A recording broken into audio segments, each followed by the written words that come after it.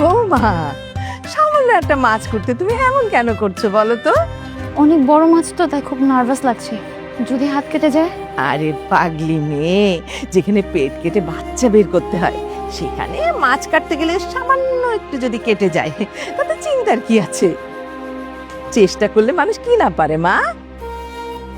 কাটো, হ্যাঁ।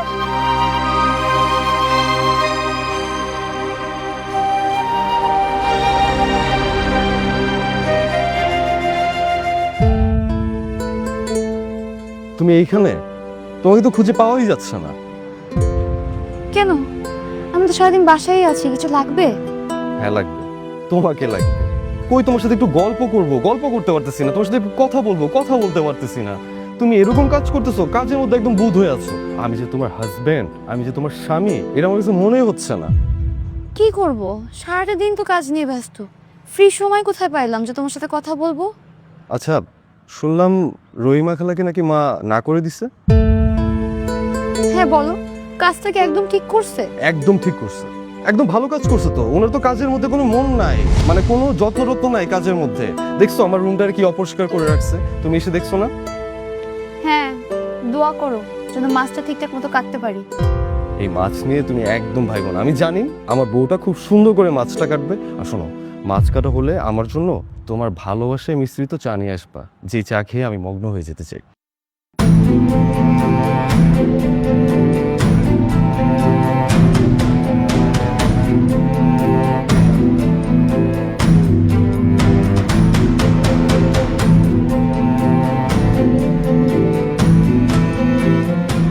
মামা, কাল থেকে একটু আগে আগে রান্নাটা শেষ করার চেষ্টা করো। আমরা ওই 2টার মধ্যে কিন্তু লাঞ্চ। বৌমা আজকে অনেক কাজ করেছে, দেরিতে একটু হবে। এই জাহিদ কোথায়? জাহিদ, আয় বাবা, আয় আয়, বস। বস। দেখ, ভালো করে দেখ, বৌমা নিজের হাতে মাছ কেটেছে, কি সুন্দর করে রান্না করেছে, কত রকমের আইটেম, দেখতেই তো শান্তি। এত খাবার, আমার মুড়ি ঘন্ট কই? ভাইয়া, আজকে শুধু 2টা আইটেম করা হয়েছে, মাছ ভাত আর বিরিয়ানি। যে কোনো একটা খেতে হবে। সবই খাবো, কিন্তু ওইটা তো আমার পছন্দের খাবার। রকি, সোমা তো বলছে তুমি মুড়িঘণ্ট খাবে না, তাই তো বিরিয়ানির আয়োজনটা করলাম। ভাবি, সব সময় ছোটদের কথা শুনতে হয় না। তুমি আমাকে জিজ্ঞেস করতে পারতা, খাবারটা তো আমি খাবো। বাবা রাগারাগি করিস না, বউটা সারাদিন অনেক কাজ করেছে, খেয়ে নে না। ঠিক আছে মা, আজকে না হলে খেলাম, কিন্তু নেক্সট টাইম যদি এমন হয় তাহলে আমাকে খাবার টেবিলে ডাকবা না। ওকে, তো ভাবি আজকে নতুন রান্না করছে, আজকে একটু মিস্টেক করে ফেলছে, আজকে একটু কষ্ট করে খেয়ে নে না ভাই। মায়া, মাগো, বেলা তো অনেক হয়ে গেছে। হ্যাঁ মা, তাহলে আমিও এখন বসে পড়ি। এ কি বলো, তুমি কেন বসবে মা? আমাদের বাড়ির না একটা নিয়ম আছে, মানে আমরা আগে বয়োজ্যেষ্ঠ যারা তাদের, আর ছোট যারা তাদেরকে খাইয়ে তারপরে বাড়ির বউ যারা আছেন তারা খান। হ্যাঁ বৌমা, তুমি বরং আমাদেরকে একটু সার্ভ করো। নে। মায়া, রান্নাটা একটু তাড়াতাড়ি করলে ভালো হয়, কারণ তাড়াতাড়ি রান্নাটা করলে সবাই তাড়াতাড়ি লাঞ্চটা করতে পারবে। আর এমনিতে তো আমি অফিসেই থাকি, তোমরা যদি টাইম মতো খাবারটা না খাও তাহলে কিনে হবে বলো তো। বোমা, তোমার মোবাইলটা বাজছে, যাও মা গিয়ে কথা বলো। দেখো তোমার বাড়ির লোকেরা মনে হয় ফোন করেছে, যা।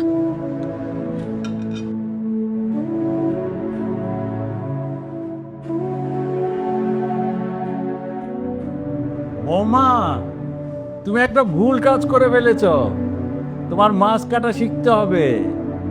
আহা, এত বড় একটা মাছ আনলাম, সে মাছকে কি করে কেটেছে? কথা শেষ করে এদিকে আসো বৌমা।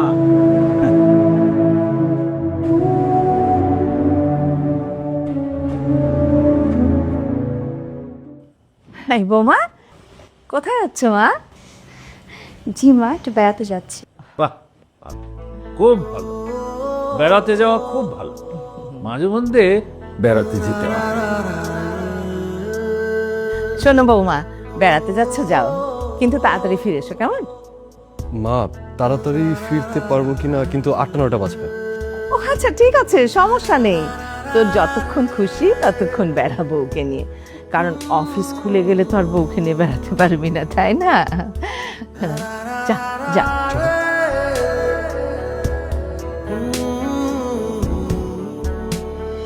ইয়ামানিল্লাহ। খালা তুমি আসো আসো। চল চল চল ভিতরে চল। আসসালামু আলাইকুম খালা। ওয়ালাইকুম আসসালাম, কেমন আছো মা? আরে রেনু, এই তো আছি, ভালো আছি। তুই ভালো আছিস? এতদিন পরে বোনের কথা মনে হলো না?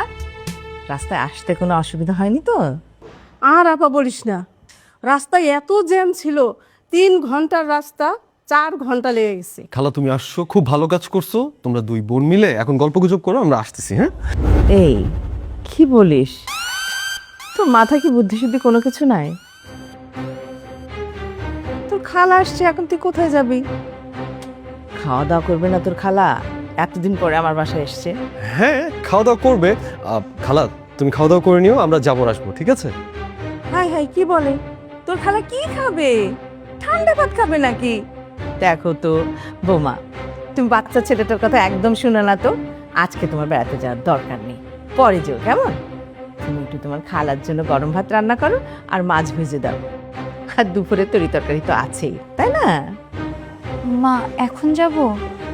অবশ্যই এখনই যাবে। আব্বা, বিয়ের সময় তো বৌমাকে এত সুন্দর লাগে নাই, এখন তো বৌমাকে অনেক মিষ্টি লাগতেছে। মাশাল্লাহ, বৌমা অনেক সুন্দরী। হ্যাঁ, দেখতে হবে না কার ছেলের বউ? আমার ছেলের বউ। বৌমা যাও, তাড়াতাড়ি রান্না বান্না করে ফেলো। আর এলো চল, হাত মুখ ধুয়ে তুই খাবি। আর বৌমা, তোমার খালা শাশুড়িকে একটু লেবুর শরবত করে দাও, কেমন? জি মা। আচ্ছা ঠিক আছে, তুমি খালার জন্য সব কিছু রেডি করো, আমি আসছি।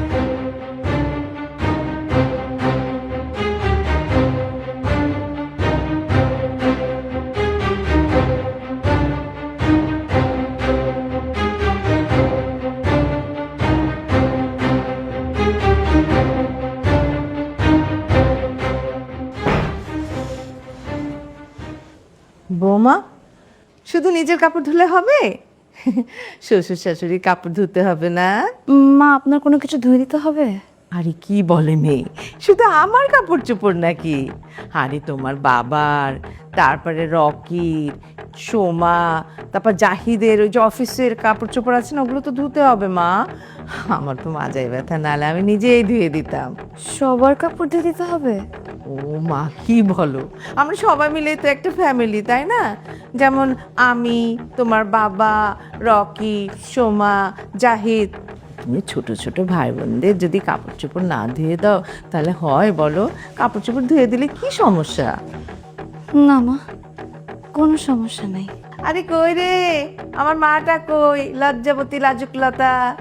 আমার ছোট ছেলেটা রকি, তোমাদের ভাবি তোমাদের কাপড় চোপড় ধুয়ে দিতে রাজি হয়েছে। ভাবি, তুমি যে কি উপকার করলে! এই কাপড় ওয়াশ করে যে কি বিরক্তিকর। ভাবি, এই যে আমার জিন্সগুলো একটু যত্ন নিয়ে ধুয়ে দিবা। হ্যাঁ। দামি দামি জিন্স তো। হারিস, সেটা তো ভাবিকে বলতে হবে না, তো ভাবি সেটা বোঝে না। অবশ্য তোর ভাবির বাড়ির লোকজন এত দামি কাপড় চোপড় পরে কিনা সেটা আমি জানি না, তাই না বৌমা? আরে মা, তুমি চিন্তা করছো কেন? ভাবির জন্য তো ইউটিউব আছে। ওহ, তাই না ভাবি? ও লক্ষ্মী ভাবি।